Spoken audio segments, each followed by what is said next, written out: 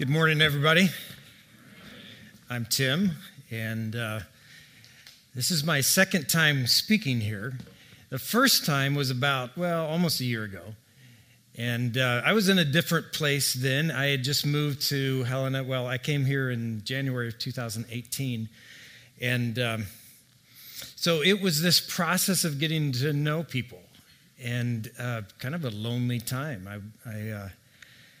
I've done this before. I've almost got moving down to a science, which is not a good thing. But the process of getting to know people, networking, and getting good friendships, it takes time. And if you want to know, it's about 1.5 to 2 years, to be specific. But the way I found that out is just by learning different ways. In fact, kind of walking this process like Adam talks about, the gather and scatter. So I've been volunteering here in the tech team, and then going to the scattering events and doing the dinners for 8. I went to one and met some people who are still friends today, and then hosted one, and doing things like that, and feeling like even coming into this last month, almost like, okay, I'm good. Like, good relationships and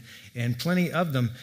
And so they were, one of the things that we do is we gather. It's kind of an unofficial gathering, but several friends gather, and we talk about, one of our friends was applying for a job, and so we were giving him questions that he should ask to ensure that he gets hired, and there were actually questions that ensured that he wouldn't.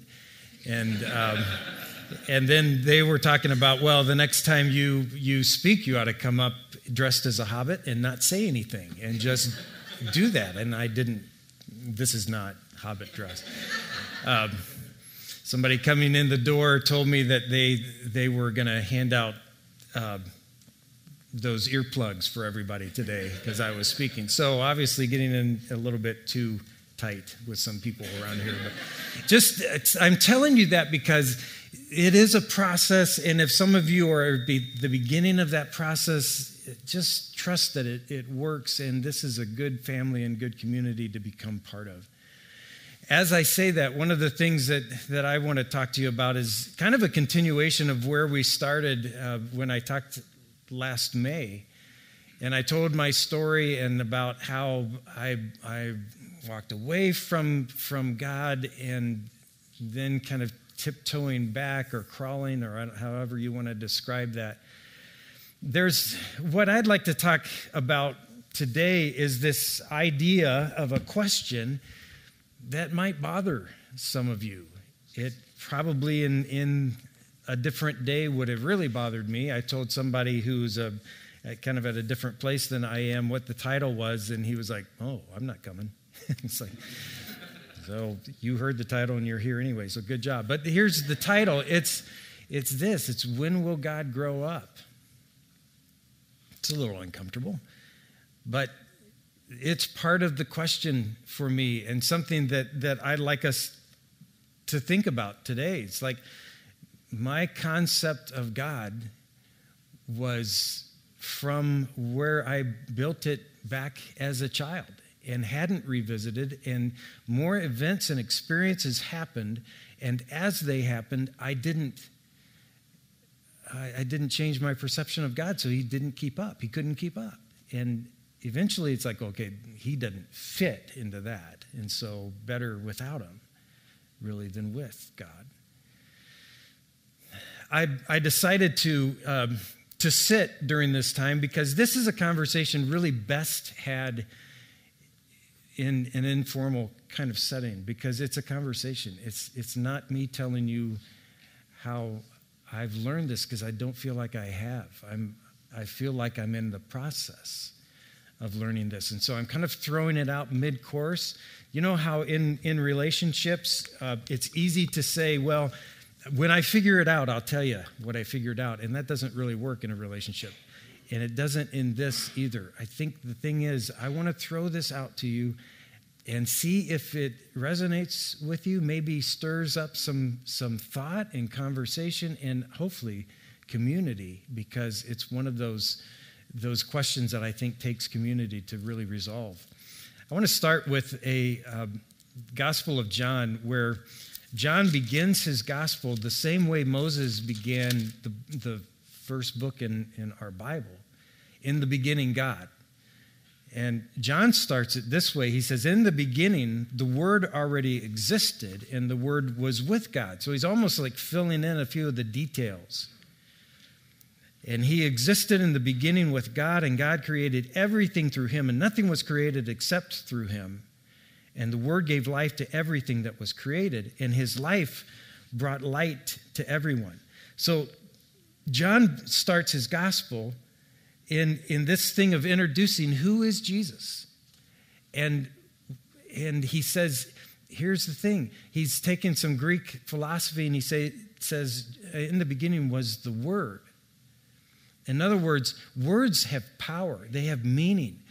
But it's more than just a book. It's a life.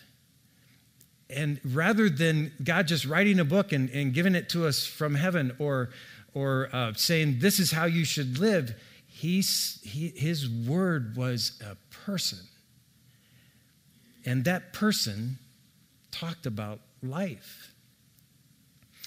And he says the light shines in the darkness, and the darkness never extinguishes that.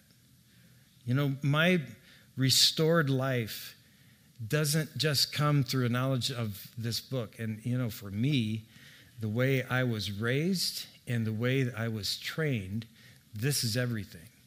In fact, when I grew up in Bible college and seminary, 90% of what I was taught to do was to open this and teach it. And I've just got to say, it almost killed me. Not because I don't believe that this book and the word in the book doesn't have life, but without community, it doesn't.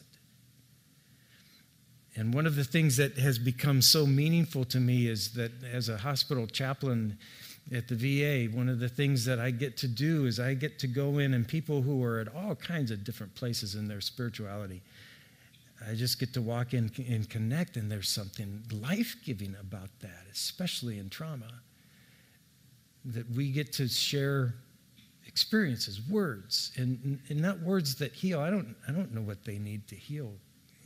God does, and doctors do, and sometimes therapists do, and you know, chaplains act like they do too. But it's like it's an opportunity to share life and share an experience and find life in the connection. Have you ever thought about where your concept of God came from? I mean, the one that you're working on right now, or working from. Where did that come from? Well, think about it this way. When you were an infant, there were some embedded message that you received about life. So let's say that as an infant, you cry, and your parents respond. What does that tell you about your needs? It tells you you're important, right? That your needs matter, that there's something there. Let's say that you cried as an infant and your parents didn't respond. What does that tell you? You're not important. Your needs don't matter. In fact, you're in the way. Children are to be seen, not heard, you know, and on and on. And can an infant communicate that message that's going in? Like, Mom, Dad, why aren't you responding? I've got a need here, and I'm important, I matter. An infant can't do that, but the message gets so embedded, and we don't even know it's there, and we don't even know that we're working from that message. And then you become a child, and those messages that you received are reinforced by the words that happen, by the way that we're treated, and all of those things start piling in to reinforce the message that started as an infant. And again, those messages are reinforced. Then I become a teenager, and one of the things that I think happens as a teenager is we resist those embedded messages. Maybe still not able to formulate them or explain them or even know that what is going on. And so maybe we just say, but I reject that as truth for me. That is not the message I want to live my life by. And yet a teenager then will hear that message reinforced maybe by a teacher or maybe by some cruel talk from peers, or maybe by law enforcement, or whatever. And we tend to gravitate back to the message that is embedded in us because it's like, well, I guess that is how life works. I was hoping it didn't. I don't understand families that do that differently. That's weird, but I guess And then I become an adult. And as an adult, I start living those embedded messages out. And then what tends to happen is trauma happens, or life happens that challenges those beliefs. And we're like, I don't know, that disequilibrium, that destruction of those things that's just embedded inside of me. The weird thing is this. As I've observed this and watched this and investigated it inside of me, it seems like parents find a spirituality, a religion that fits their dysfunction. And one of the reasons that we say maybe that God has a father's face, or dad's face, or mom's face, is because those embedded messages is how we choose to view God. And maybe God needs to grow up. Maybe that's not God, but how do I find that? Well, our parents are the only influence. My mom she loves her genealogy. In fact, she was raised in Rock Hill, South Carolina, and that's just maybe 30 miles south of Charlotte, North Carolina. So the heart of the Bible Belt, the deep South, the South will rise again. And I heard that all growing up from her mom. And her great-great-grandfather was a man named Benjamin Massey. And Benjamin Massey was a part of the legislature of the Reconstruction South. If you remember history, South Carolina was the state to start the Civil War. So cadets from the Citadel fired on Fort Sumter, and that started that whole Civil War movement. And so the South Carolina was punished from the North after the Civil War ended, and they gave the legislature over to the blacks, and they controlled that until the whites took it back over. And then Benjamin Moore, my great-great-grandfather, was part of that group, and they're the ones who passed all these laws to make sure that the whites stayed in control. You may remember them as Jim Crow laws. Not a very spectacular time in our history or in my genealogy, but you realize I grew up in that mindset? I mean, I could tell you stories about how my parents, my grandparents especially, and on, talked about culture and the South and Jim Crow and blacks and that whole perspective. And by the way, we went to churches that reinforced that. In fact, when I was in Bible college in South Carolina, my minor was the history of the South. And in the history of the South, my professor was a PhD from Yale. So we went through the history of the South and all that went into the Civil War and states' rights and slavery and the North's perspective. My paper, in fact, was the role of the clergy in the Civil War. And you know what I found was that in the North, pastors would, from this book, speak about the evil of slavery and the importance of fighting the Civil War so we can rid our country of slavery. And guess what the preachers in the South talked about?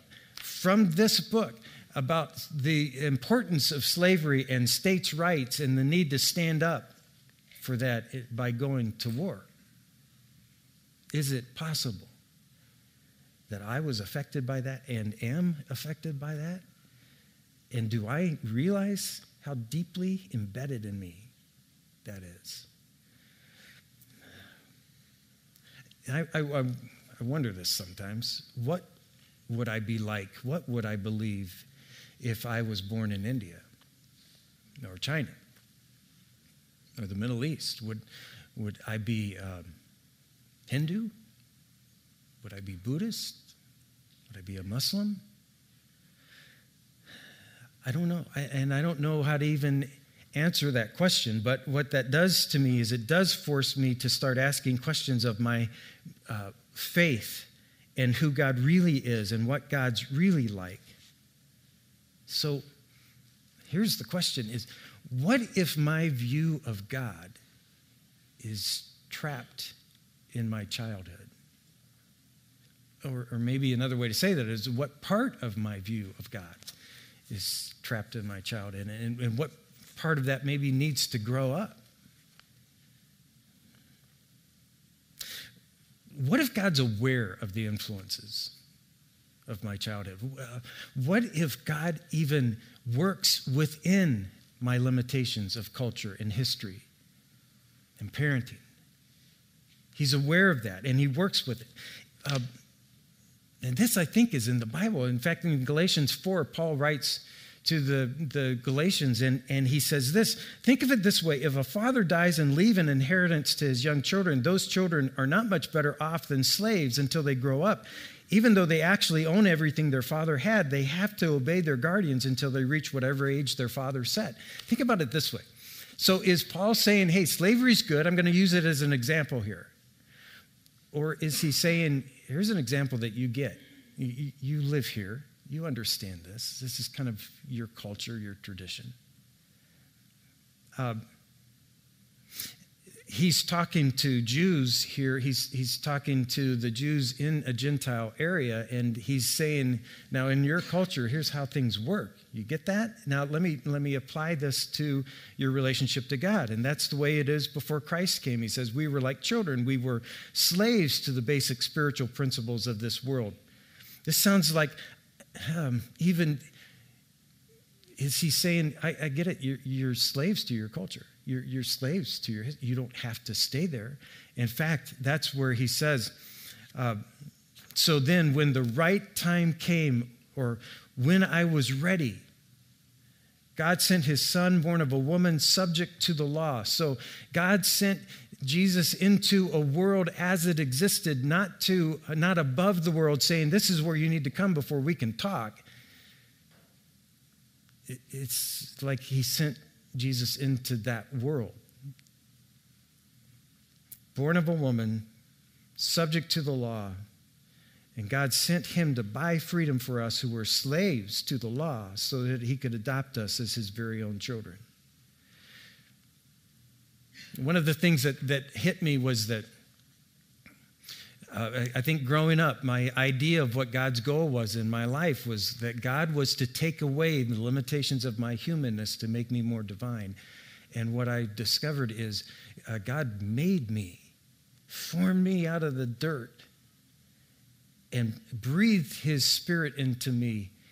And when he sent his son, it wasn't a light, it was someone made just like me with the breath of God in him, and to walk with us. His goal wasn't to make me more divine, it was to make me more human, to bring humanness back the way he designed it to be. Now, I wonder, as I grow in my experiences, as I go through different things, as you go through different things, trauma, as you go through life, as you grow up, the things that you learned about God, the perceptions you have of God from church early on, the mistakes the church has made. I just had a conversation with a good friend of mine who's going through the same thing of like, I'm done with church. I'm still good with God. God and I are good, but his church, he didn't say it, his church, he said, because that was part of his problem. Like the pastor was owning the church, and he's like, I just can't do that anymore. He's dysfunctional, and he's raising a church to be that way. And I don't want to be part of that. And I'm like, well, how do you connect that to God? Like, I don't think I do, and I think he does. And I think we do, and I think I do. And how do we get healed from that? Well, here's a question that I have. Is where did I get my perception of God that can't handle the complexities of my adult experience? Because as I grow up and experience those things, and I tend to say, well, the God that I knew, the God that I know, I was never prepared for this. I talk with veterans all the time who come back from war, and it's like the God that I learned growing up was not in war, and if he is, I'm not interested. God knows that's going on and doesn't fix it, and I think that's part of what I do. Is like if God knows this, he knows this about what my experience has been, and he can't, won't, didn't, wouldn't fix it. Do I really want a relationship with a God like that? Some of you remember there's this segment that David had his own telescope going. Apparently, when he wasn't looking out for women bathing, he was looking up in the stars. That's an inside joke if you know any of that. So he says this, "O Lord, our Lord, your majestic name fills the earth. Your glory is higher than the heavens. When I look at the night sky and see the work of your fingers, the moon and stars you set in place." And here's his thing. Like this psalm is built on a chiasm in poetry. He's starting out with this praise on either end, top and bottom, but in the middle he gets to this peak. This is the point of the whole thing. What are mere mortals that you should think about them, human beings that you should care for them? And yet you made them only a little lower than God and crowned them with glory and honor. You gave them charge over everything you made, putting all things under their authority, the flocks, the herds, and all the wild animals, the birds of the sky, the fish of the sea, and everything that swims in the ocean currents. Oh, Lord, wow. How majestic is 2 trillion plus, who's counting, galaxies. Like one of the things that came up in that was, well, so do you think there's life on other planets? It's like, well, that's almost a ridiculous question. The bigger question would be, how could there not be? How could, in a theological perspective, like, is God up to something else somewhere else? Like, how could he not be? If the Creator is bigger than the creation, then, and yet you care. I was talking to a friend about how our Father's words and actions affect our ability to relate to God. The rest of our lives almost trap us. And in that conversation, she was saying, I don't know if I'll ever be good enough to be forgiven because I was never good enough.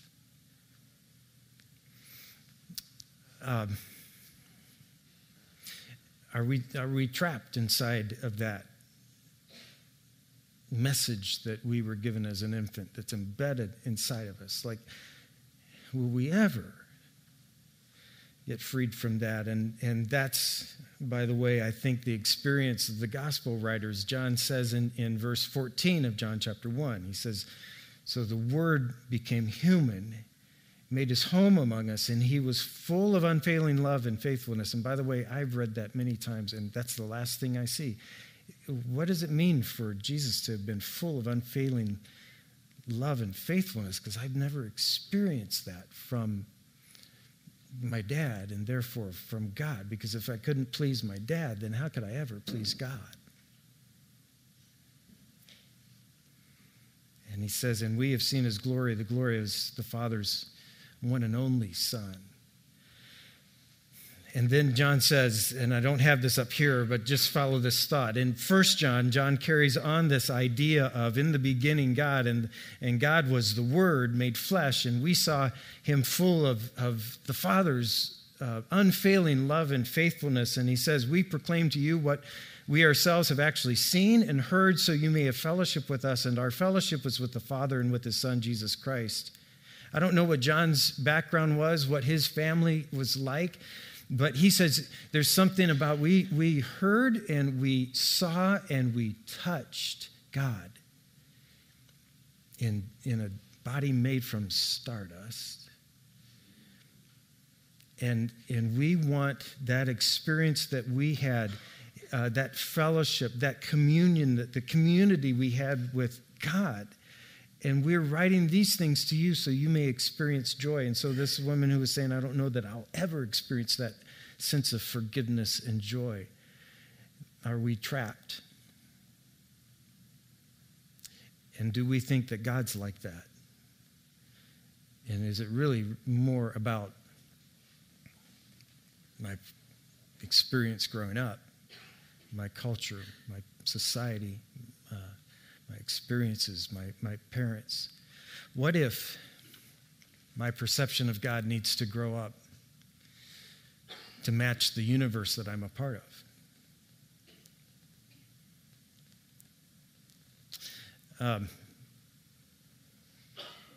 And then finally this, what if my perception and experience of God needs to grow up as I grow up with me? Do you feel trapped in your perceptions, in your experience, in the way that you were raised, in the message that you received from your mom or your dad, or your absence of them, or from a trauma that happened to you? Do you feel trapped? What I learned in seminary, by the way, is at this point in the message, you give a really good conclusion that resolves it. I just got to tell you, I got nothing for you. And the reason I tell you that is because that's where I'm at in this journey. Am I trapped in that? Can God release me? I hope so. And that's what I'm going after, and what I'm fighting for, and what I see in others. Interesting when people talk about their faith in God, that's people who have parents who communicate love and trust and unconditional love. I love you because I made you, and that's it. And nothing you could do is ever going to change that or affect that. I just love you. And the ones who grew up in that versus the ones who didn't ever have that, the ones who had it it's easy time transferring that to God. And the ones who don't have a difficult time transferring that to God. And that's why we need each other. And that's why we need different experiences. And that's why we need community. And that's why we need God. So let me pray for us. What is, man, God, that you would think about a speck in this huge universe, and yet you do, and we matter, and how do we feel that? And I guess that's my question from the dysfunction speaking here. And my prayer for us is that we would experience a different thing if we grew up in something else, and those who grew up in something positive, that somehow we'd be able to see that and experience that in them and transfer it. Like John says, you write these things so your joy can be ultimate, can be full. In Jesus' name. If you would like to learn more about Narrate Church, find us at narratechurch.org or look us up on Facebook and Instagram.